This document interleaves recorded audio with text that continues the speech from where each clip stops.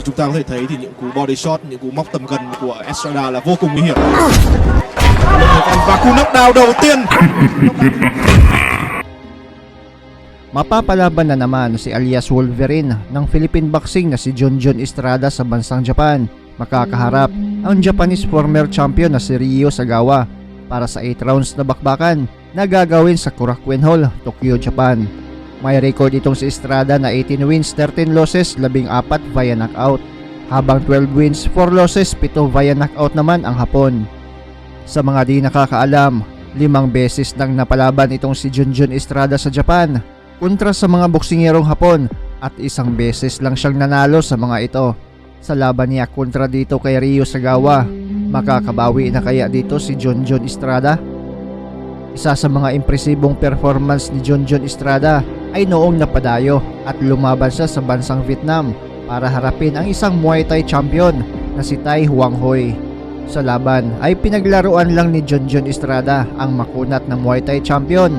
Dahan-dahang dinurog at tinumba sa bakbakan. Đó là vô cùng nguy hiểm. Anh đã có lợi thế và cú knockdown đầu tiên.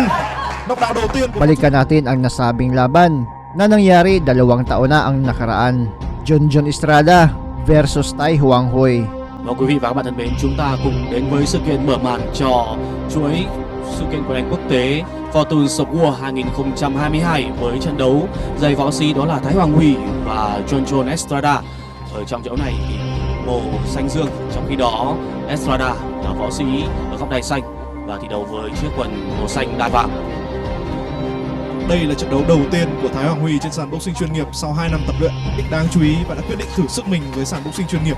Trong khi đó thì Junjun Estrada, đối thủ của Thái Hoàng Huy, đã là một võ sĩ có 26 trận đấu nhà nghề với 15 chiến thắng, trong đó 14 cú knock out. Như chúng ta có thể thấy, ngay từ đầu trận thì Estrada đã tìm cách bào thể lực của Thái Hoàng Huy với những cú body shot. Tới từ Estrada, võ sĩ người Philippines đã nhanh chóng cho thấy được ưu thế của mình trước Thái Hoàng Huy, người bị đánh giá thấp hơn. Thái Hoàng Huy cũng đang thể hiện được tinh thần của mình với những tình huống phản công cũng tương đối chất lượng. Như chúng ta có thể thấy thì những cú body shot, những cú móc tầm gần của Estrada là vô cùng nguy hiểm. Anh đã có lợi thế và cú knockdown đầu tiên của Fortune of War đến từ Junjun Estrada.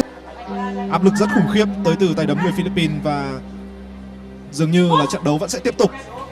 Tuy nhiên Thái Hoàng Huy vẫn phải cẩn thận với những tình huống ép công đến từ Estrada. Thái Hoàng Huy đã thể hiện sự tự tin của mình trên trận khi anh cho rằng mình có lợi thế về tuổi trẻ, anh trẻ hơn đối thủ 6 tuổi.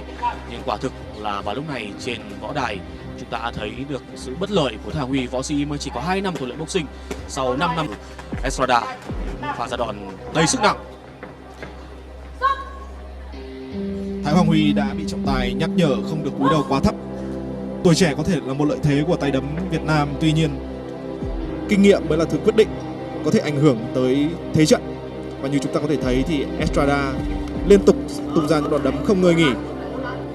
Những tình huống tấn công ở phần trên và phần bo thủ và bất ngờ hạ tấn để tấn công vào phần bụng của Thái Hoàng Huy từ Estrada khiến Thái Hoàng Huy chậm lại rõ rệt. Đã có một vài tình huống phản đòn của Thái Hoàng Huy, nhưng quả thực những cú đấm như vừa rồi rất khó để gây ra khó khăn cho Estrada. Trận đấu giữa Estrada và Thái Hoàng Huy là màn so tài ở hạng đã bắt đầu. Đúng như anh Nam Khánh đã nói, đây là một trận đấu khá chênh lệch về nhiều mặt dành cho Thái Hoàng Huy, nhưng nó là một cơ hội rất tuyệt vời để anh có thể cọ sát, để có thể có những trải nghiệm với những đối thủ mang đẳng cấp châu lục và qua đó cải thiện bản thân. Bên cạnh đó, Fortune of War cũng ra đời với một khu vực và các võ sĩ của chúng ta sẽ có nhiều hơn những cơ hội khác để phát triển bản thân trong tương lai, không chỉ cạnh tranh trong nước mà còn ở đấu trường Đông Nam Á và xa hơn là châu Á nữa. Như chúng ta đã thấy, sự chênh lệch về kinh nghiệm rất lớn đến từ Thái Hoàng Huy và Estrada. Vừa rồi là một cú tay sau, đòn đấm thẳng chính xác đến từ Estrada. Một lối tiếp cận đầy tự tin, liên tục. Như ông Lim Song, đại diện ban tổ chức có chia sẻ với chúng tôi, thì đối với các võ sĩ như Thái Hoàng Huy, những người có trận đấu ra mắt trước các đối thủ nhiều kinh nghiệm, thì việc có thể sống sót được sau 4 hiệp đấu đã là một thành công đối với họ. Và như có thể thấy, nhiệm vụ đầu tiên của Thái Hoàng Huy đã không hề đơn giản khi Estrada. Trong hiệp 1 thì Thái Hoàng Huy đã nhận một cú đấm rất nặng từ Estrada khiến anh phải ngã xuống sàn và trọng tài Nhật Lệ buộc phải đến với Hoàng Huy. Một tình huống Mọc dưới rất nặng tới từ Estrada, và Hoàng Huy sau khi né được đòn cũng đã bắt đầu tung ra những pha phản công. Nhưng phải nói rằng Estrada quá kinh nghiệm và cách anh ta né đòn cho thấy được. Sau liên tiếp những tình huống khai thác phần sườn của Hoàng Huy thì Estrada hiểu rằng đối phương đang ở trạng thái thể lực không tốt. Và thực vào lúc này Thái Hoàng Huy đang rất khó trong việc lựa chọn phương pháp phòng thủ dành cho mình, khi mà lối chơi của Estrada là quá đa dạng và cách mà võ sĩ này tấn công thực sự là vô cùng linh hoạt, với những đòn đánh, những cú đấm khá chính xác với tốc độ cao. Sau khi chứng kiến Hoàng Huy có phần co cụm về phòng thủ thì Estrada bắt đầu thi đấu thoải mái hơn. Nhưng liên tiếp vẫn là những cú uppercut, những cú móc vào phần bụng, phần sườn của Hoàng Huy. Estrada hiểu rằng cơ hội tấn công của Hoàng Huy là không nhiều nếu anh tiếp tục duy trì áp. Hoàng Huy vẫn chưa thể tìm ra một phương án tấn công hay phản công hợp lý. Dù sao chúng ta vẫn cần phải khen ngợi tinh thần của Thái Hoàng Huy. Phải nói rằng kể từ đầu trận sau 2 hiệp thì Hoàng Huy đã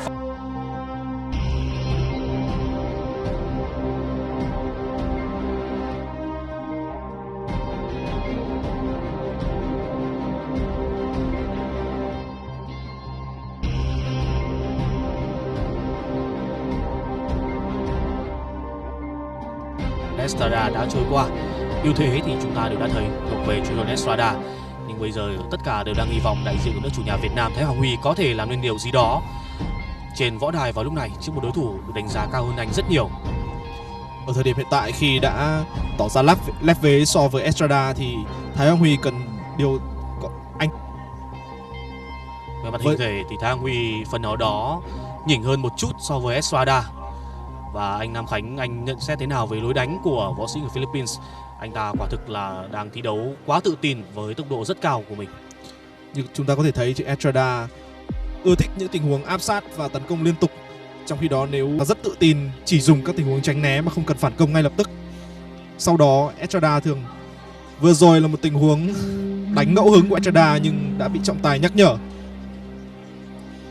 Đó là một tình huống mà Estrada có phần hơi coi thường đối thủ, và đó là hình ảnh không nên xuất hiện vào lúc này.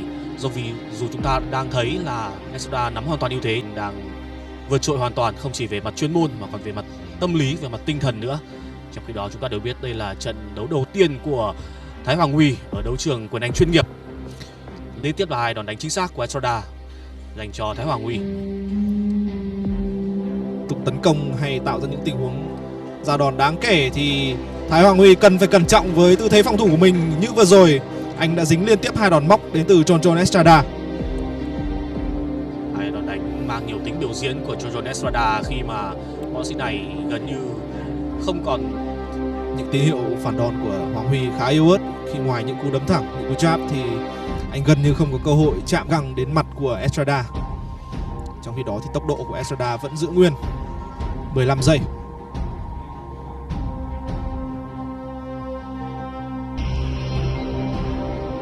Giây cuối hiệp 3, và cho tới lúc này thì Thái Hoàng Huy vẫn đang đứng vững dù anh phải nhận khá nhiều đòn đánh chính xác và khá nặng tới từ Estrada.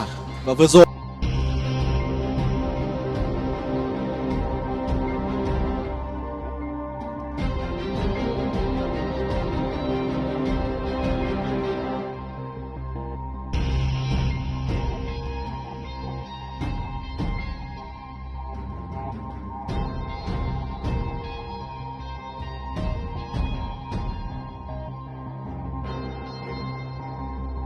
Estrada tại hạng cân featherweight. Dường như John Estrada đang muốn đẩy nhanh tốc độ để kết thúc trận đấu này, khi mà anh đã áp sát và tung ra những cú body shot vào phần thân người của Hoàng Huy ngay từ những giây đầu tiên của trận đấu. Rất nặng. Chúng ta có thể thấy những pha đá đòn của tránh né liên tiếp, lại cú đấm vòng và những pha body shot vào phần sườn của Thái Hoàng Huy. Đã hơn 30 giây trôi qua nhưng Hoàng Huy vẫn chưa có một cơ hội ra đòn nào khi Estrada liên tục bào mòn thể lực và sức chịu đựng của anh bằng những cú body shot. Và tôi tin rằng nếu tiếp tục với nhịp độ này thì Estrada hoàn toàn có thể có cú knockdown thứ 2. Hiện tại anh đang phải đối mặt với quá nhiều khó khăn. Estrada không muốn trận đấu này kết thúc sau 4 hiệp đấu. Anh muốn sớm hạ knock out đối phương. Như vậy là trọng tài Bùi Thị Nhật Lệ đã quyết định dừng trận đấu và Nam gần như không thể có được sự chống đỡ nữa để đảm bảo sức khỏe, để đảm bảo cho tính mạng của Thái Hoàng Huy thì rõ ràng việc dừng trận đấu sớm là một